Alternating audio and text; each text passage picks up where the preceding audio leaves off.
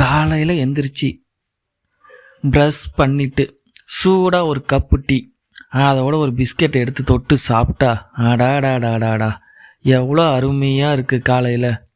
அதே மாதிரி ஈவினிங் எல்லா ஒர்க்கும் முடிச்சுட்டு ஃப்ரீயாக ஹாயாக வந்து ஒரு கப் சூடாக டீ எடுத்துக்கிட்டு அப்படியே சுட சுட ஒரு பஜ்ஜி இல்லைன்னா போண்டா எடுத்து சாப்பிட்டா அடாடாடாடா சாயந்தரம் எவ்வளோ அருமையாக இருக்குது. இப்படிலாம் சாப்பிட்லாமாங்க? சாப்பிடவே கூடாதுங்க. ஏன்னா டீயில் இருக்கக்கூடிய டானின் எண்ணெயோடு கலந்து வாயு தொல்லை, வயிற்று உப்பசம், அசிடிட்டி பிரச்சனைகளுக்கு வழிவகுக்குது.